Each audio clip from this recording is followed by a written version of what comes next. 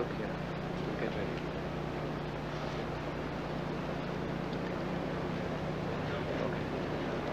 Bismillahir-Rahmanir-Rahim. Ladies and gentlemen, Assalamu alaikum. May I request the Chancellor to declare the convocation open.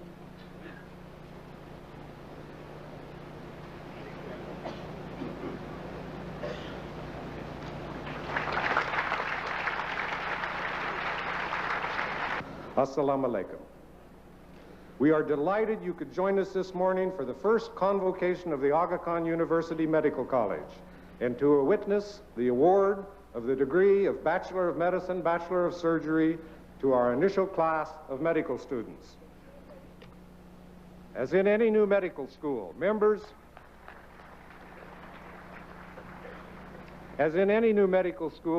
of the first class have been pioneers.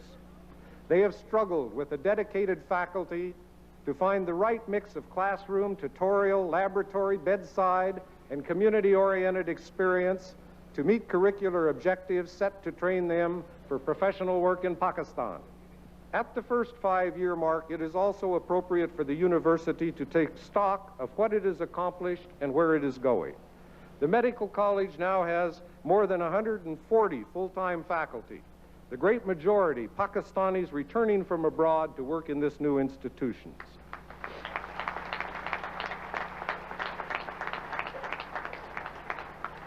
They are supported by nearly as many part-time and honorary faculty who contribute importantly to the teaching and patient care programs. The faculty have designed and implemented a new curriculum, opened a new teaching hospital and outreach clinics, providing extensive patient care activities in multiple settings. 8 postgraduate residency training programs have been initiated in the hospital, and more are on the horizon. A graduate education program beginning this year will provide master's and doctorate level training in the preclinical disciplines, and this will help alleviate Pakistan's chronic shortage of anatomists, biochemists, physiologists, pharmacologists, and microbiologists in its medical colleges. Continuing medical education seminars and workshops for community physicians have been established as a regular feature and will expand in number each year. The faculty have initiated both basic science and clinical science research programs, which often collaborate with other faculty in other Pakistani schools as well as medical centers abroad. External grant funds have begun to flow into studies of drug metabolism, leprosy, causes and treatment of childhood diarrhea, and efforts to develop better means to deliver health care at the community level. Faculty are working with the government at municipal, provincial, and national levels in efforts to define new approaches to improving access to health care. Equivalent gains have been made in our School of Nursing, which initiated a baccalaureate program last fall to train nurses for leadership in education, hospital services, and community health nursing. New programs are being introduced at the Aga Khan University Hospital, with emphasis on modern treatment for kidney stones and for cancer, and there will be expanded programs in the field of maternal child health, including high-risk pregnancy, psychiatry, cardiology, and cardiovascular surgery. It is an exciting time in the development of this new medical center. Finally, to the graduating students, this is your day of honor. You have every reason to be proud of your achievements, and we share with you today that pride. For the achievements are not only your own, they were nurtured by the highest gifts society can bestow on its youth: the love, protection, and support of your families, the knowledge, understanding, skills, and discipline of mind imparted by dedicated teachers, the spiritual values and cultural ideals of your country. Society moves forward only as it is powered by the energy, dedication, and purposefulness of graduates such as you. You are the nation's future. Each individual amongst you can make a difference. You carry both the promise of and the responsibility for a better Pakistan. On behalf of the faculty, I offer you my heartiest congratulations, warm good wishes, and prayers for success in your careers to come. Thank you.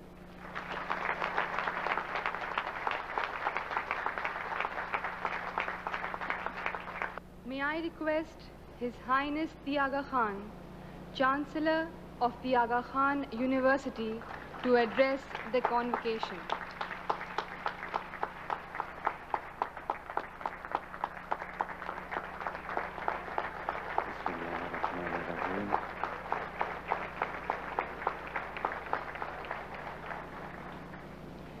Your Excellency the President, Your Excellency the Governor of Sindh, Honorable Chief Minister of Sindh, Dr. Halfdan Mahler, Director General Emeritus of the World Health Organization, Honorable Ministers, Your Excellencies, faculty members, distinguished guests, and graduating students of the Aga Khan University, Assalamu alaikum.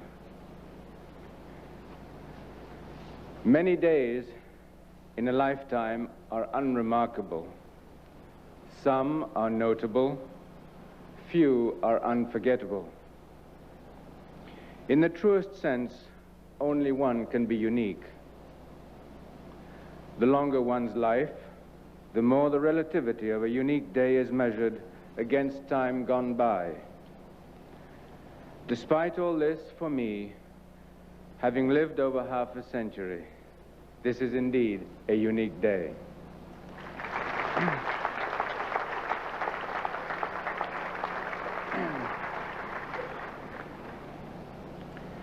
Years of thought and hope are in front of me this 20th of March 1989 to esteem and applaud in the form of the first class of graduating students from the Faculty of Health Sciences, School of Medicine at the Aga Khan University. These young men and women represent much more, however, than my own vision. They are the personification of the government of Pakistan's courageous decision to authorize for the first time a private, fully independent institution of higher education.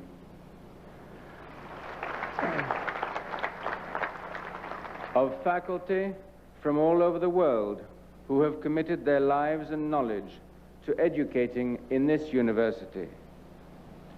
Of donors who have contributed in unprecedented generosity to secure this institution's future, and of trustees whose time and wisdom have directed us with immense clarity of foresight. Mr. President, I can say with confidence this morning that the university is meeting its pledge to the people of Pakistan and to its supporters around the world. Al-Azhar, Oxford, Heidelberg, and Harvard are in its bloodlines, but it is strongly influenced by its times and its location. It is these intellectual, spiritual, and contextual fields of force that are beginning to define the central ethic of the university. We are reminded of the university's humane mission, its imperative to respond to the needs of common man. The faculty, I believe, in taking our students to the Kachyabadis, not only instruct them in the techniques of primary health care for the poor, but also expose them to deeper truths: our common humanity and worth, humility before great suffering, and recognition of dignity and wisdom among simple people. This is an ethical education that must underpin the life of a physician. But the university must also express vigorous intellectual inquiry, the imperative not merely to apply knowledge or to confine research to that which is immediately useful. It must embody the fact that knowledge is constantly changing, must endlessly be challenged and extended. This conviction, this buoyant but disciplined impatience, is what makes modern science a metaphor for modern civilization. Concerned as they are about practical problems of health, faculty must also be encouraged and assisted to work on the frontiers of scientific and medical knowledge. Uncompromising excellence is also an ethical principle. In working on the leading edge of knowledge here and in the far reaches of the health network, the university participates in the great world of scientific thought. It will help throw off the bonds of dependency, the habits of learning only what is already known that have stunted progress in the developing world.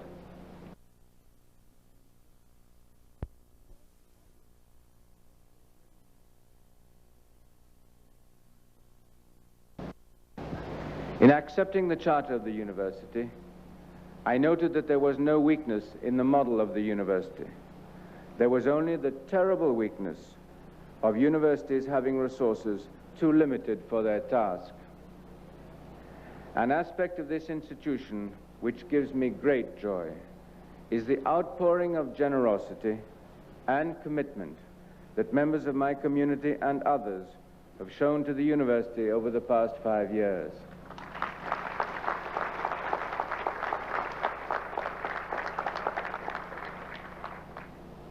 International, concerned as they are about practical problems of health, faculty must also be encouraged and assisted to work on the frontiers of scientific and medical knowledge. Uncompromising excellence is also an ethical principle. In working on the leading edge of knowledge here and in the far reaches of the health network, the university participates in the great world of scientific thought. It will help throw off the bonds of dependency, the habits of learning only what is already known that have stunted progress in the developing world. In accepting the charter of the university, I noted that there was no weakness in the model of the university. There was only the terrible weakness of universities having resources too limited for their task.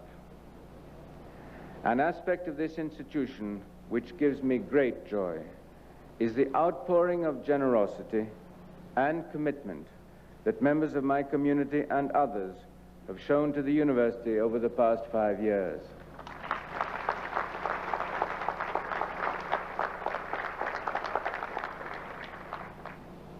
International aid agencies have contributed with great sensitivity and wonderful effect to the establishment of its programs.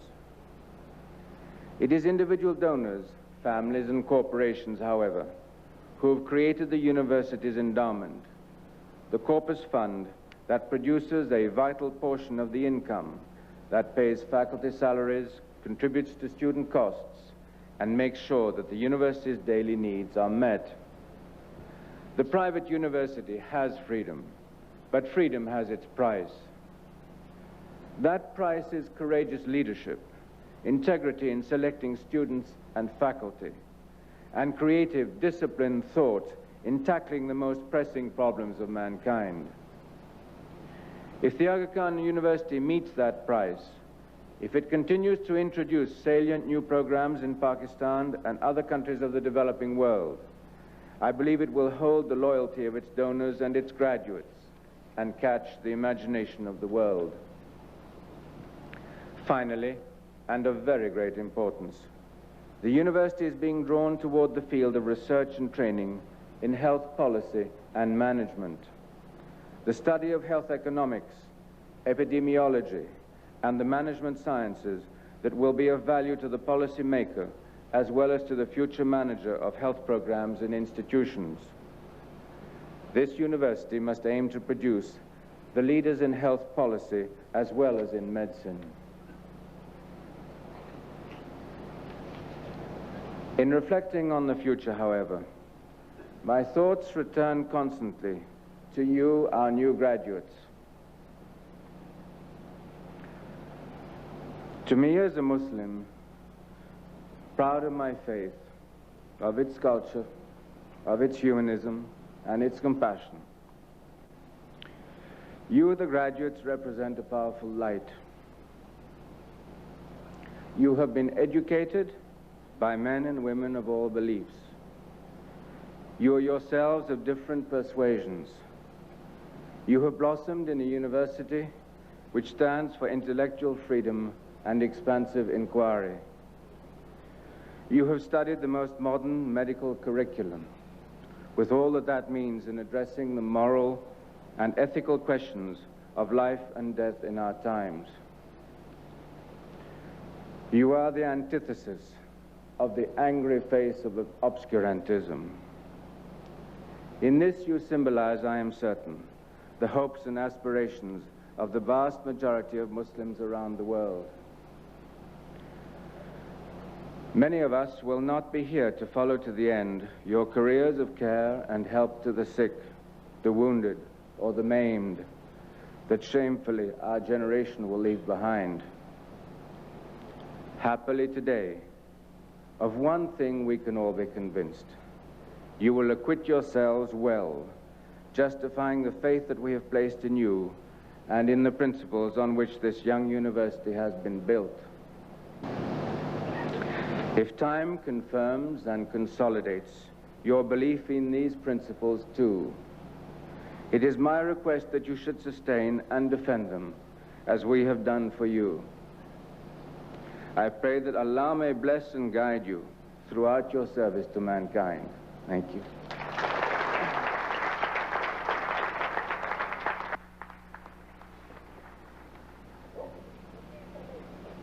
May I request His Excellency Ghulam Ishaq Khan, President of the Islamic Republic of Pakistan and the patron of the Aga Khan University, to address the gathering.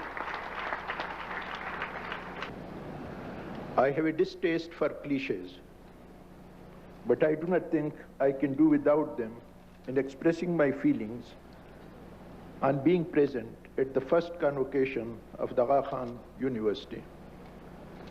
It is truly a privilege, an honor, and certainly a matter of immense pleasure for me to have been invited on this historic and, as His Highness said, unique occasion. My association with this unique institution started with my first visit here in February 1981, when the School of Nursing was being inaugurated. Since then, I have followed your progress with keen interest. It's a source of gratification that today we have a seat of learning, an institution of medical care, of which the nation can be justly proud.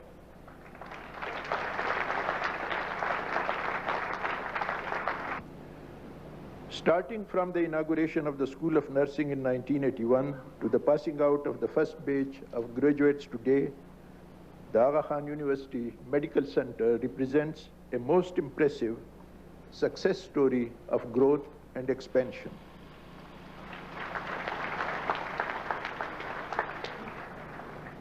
During this period, the center has not only gained recognition in the country, but has also convincingly demonstrated the vitality, vigor, and expertise available within Pakistan to achieve world-class status in the field of health and medical education. This rapid progress in the campus would not have been possible without the vision and enlightened leadership provided by His Highness the Aga Khan.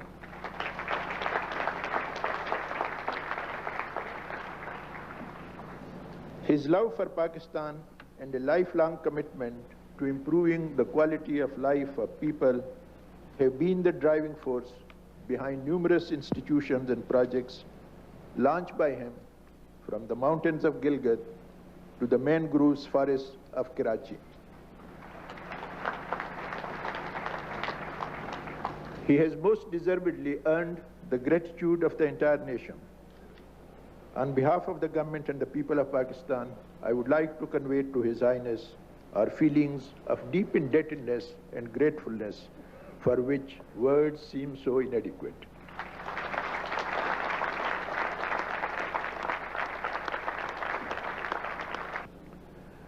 Distinguished guests, the Aga Khan University Medical Center has developed into one of Pakistan's most prestigious institutions.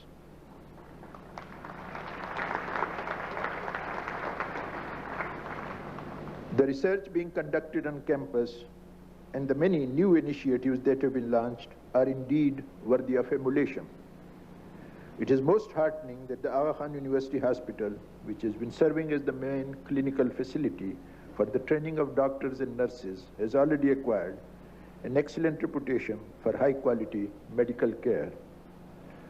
But perhaps more important, the hospital is ensuring that its services are accessible to people from all walks of life.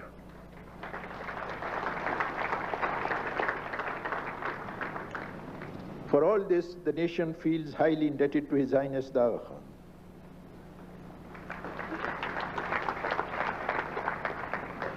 The Board of Trustees, which includes distinguished health educators from abroad, also deserve commendation for having lent the university much intellectual strength.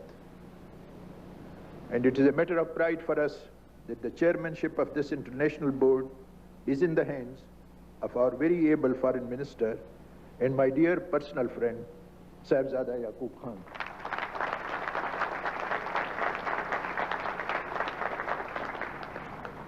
Before I end, I must congratulate the young doctors who have the distinction of being the first graduates of this great university.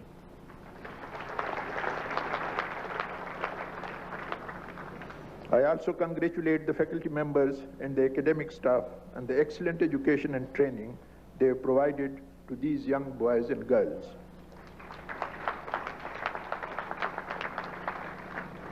I am sure that the young doctors being inducted into the medical profession today will not only be skilled doctors, but will provide new blood in the broader context of health policy development in Pakistan. I also congratulate the parents of these graduates and wish to share their happiness.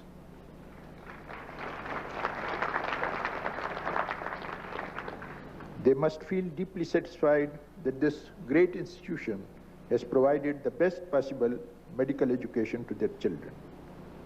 We expect the highest degree of performance from these graduates in their future life and look forward to hearing about their achievements at national and international levels.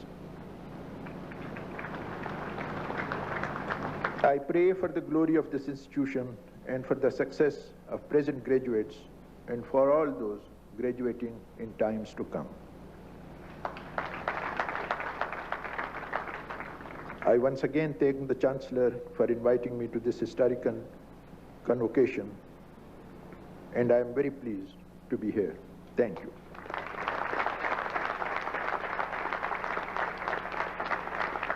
Pakistan Zindabad.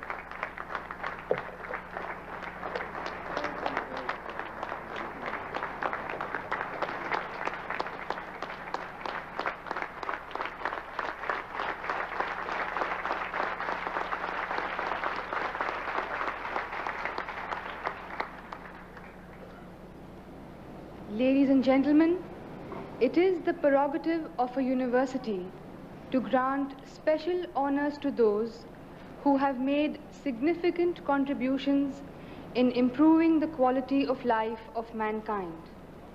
Today, the university is conferring such a special honor to an individual whose contributions are truly outstanding. May I request Dr. David Ulmer to recite the citation.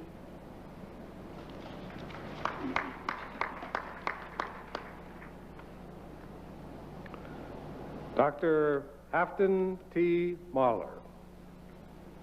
Dr. Mahler, you have had an immensely distinguished career.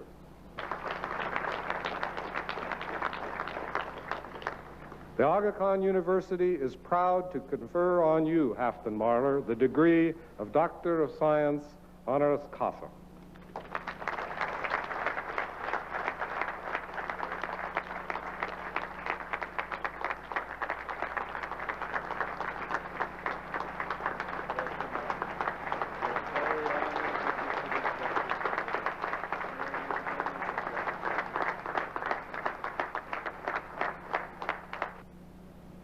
My very dear friends, as you join the medical profession, you certainly will keep on doing what is a sacrosanct duty for the coming decades. namely to meet the expectations of all people for better health. That is indeed to fight for health for all. And what is more, you owe this institution to become leaders in that great mass movement to this end. I am sure the medical profession, pursuing its millennial traditions, does, mostly at least, its best to cure what is curable, alleviate suffering, and provide comfort to all those who reach one of its members. But evidently, we are expected to do more, much more than that. After all, people are the main motive force of development. And people are very largely moved by emotional energy. And therefore, the emotional involvement of our profession, too, based on understanding what Health for All is all about and what our role in it consists of, that is of primordial importance. I think the time is right to reshape our functions in society and to prepare ourselves, as well as our successors, for this. I want to express my jealousy to you, the graduates, for having been so exceptionally lucky to have gone through your initial learning process in this remarkably progressive and forward-looking Aga Khan University.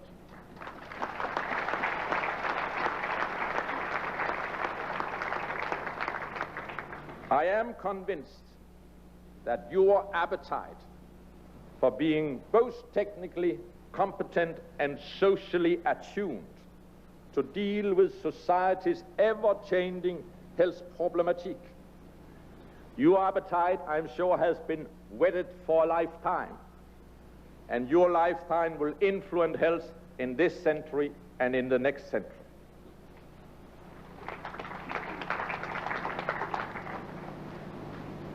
It goes without saying that I would love to extend my congratulations to all the founding fathers and mothers of this noble institution.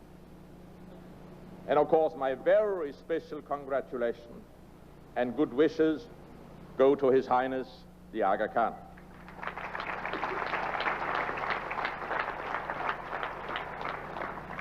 And to cheer you up, all of you, all of us, these have been remarkable days in my personal life.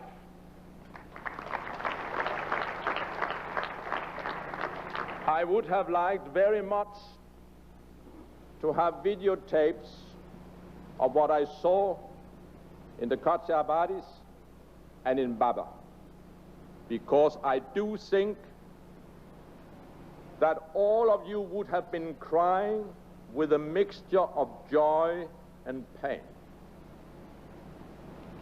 Your joy would come from the fact that this university is able, competent, motivated to face up to these what appears insurmountable problems. That students and staff are able to level with people living in these areas, not in an intellectually paternalistic, condescending manner, but truly listening at their level, through their eyes. If you had seen the community health workers who had the benefit of support from your staff and the confidence that that community health worker had created in your slums, I can only tell you, for me, it is a human miracle, because it is a miracle of release of new energies in these mothers who within an incredibly short time have learned that in spite of their poverty, they can still do a lot to eliminate malnutrition among the children. If that was the only thing this Aga Khan University had done, it would justify all the confidence you have put into it, whether moral confidence or financial confidence.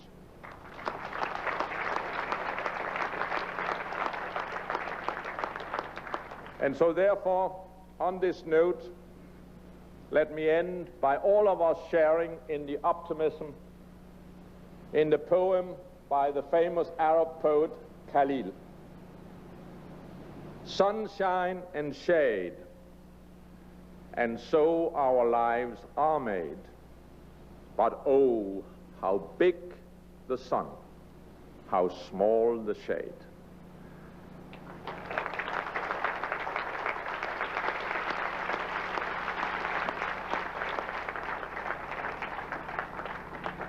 And therefore, my dear graduating colleagues, I am convinced, having been privileged to rub shoulders with you, that many of today's inadmissible health problems will melt in your professional and social sunshine.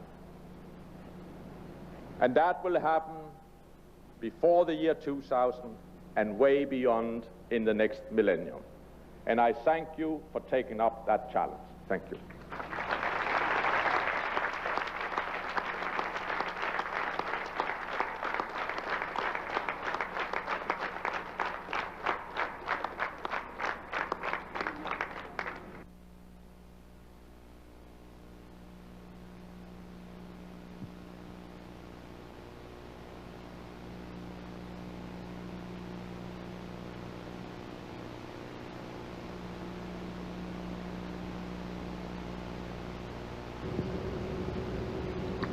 His Highness presented the Aga Khan University's MBBS degrees to the first graduates of the Medical College.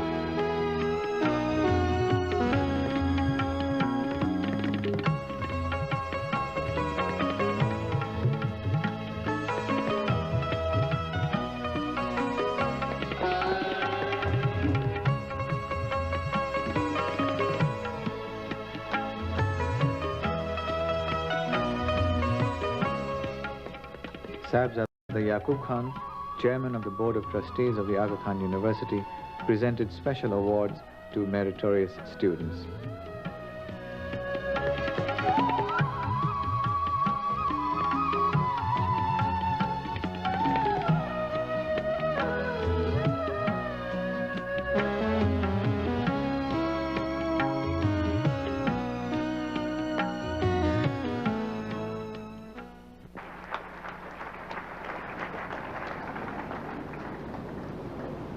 I've been asked by His Highness the Aga Khan, Chancellor of the University, to make what will surely strike us all as a most welcome announcement.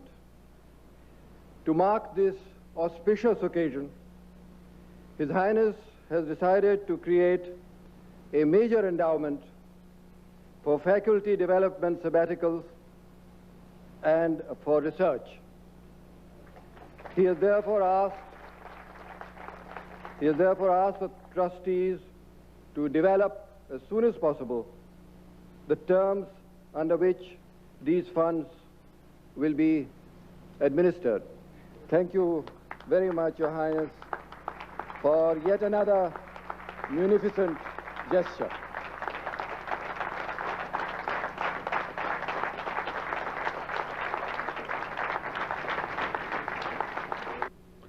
The valedictorian recounted the experiences and aspirations of the first medical graduates. But our honeymoon with our university was terminated in 1 month by an ET, an end-of-term exam. We woke up to the realities of medical school education. Since then, life has never been the same for us. With blinkers on our eyes, we have been marshaled inexorably from one course to the next, with ceaseless encounters with continuous assessment tests, or CATs as they are popularly known on the campus, which have chased the mousy students mercilessly. One thing that is sacrosanct at AKU is the academic calendar. It is inviolable and immutable. On 15th of September 1983, I heard my first lecture. 5 years to the day, on 15th of September 1988, I heard the result of my final professional exams.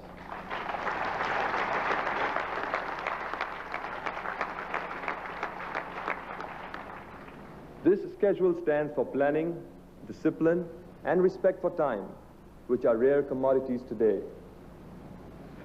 It was drummed into our ears that patients were not just cases, but people with real-life problems who came to us seeking not just high-tech medicine, but care and compassion. We learned that clinical medicine needs attitudes more than aptitude in order to reach altitude. We presided over scenes of human crises like death and pain, and joyous ones like birth and recovery. We exulted as patients bounced back from critical conditions, and we experienced loss and anger as we felt patients slip away beyond our reach. We were exhorted to pursue the middle path between cold intellectual dissociation and emotional over-involvement, which we call empathy, feeling for the patient. We wrestled with important ethical problems like informed consent, when to stop life support systems, and we made difficult decisions about quality of life. Finally, we understood the meaning of the patient-physician relationship. Today, as we swear to live up to the ideals of this glorious profession, we would like to thank Your Highness, the Board of Trustees, faculty members, nurses, resident medical officers, parents, colleagues, and many others for the opportunity, the help, the guidance, the support, and the unfailing encouragement which enables us to be here today. Thank you.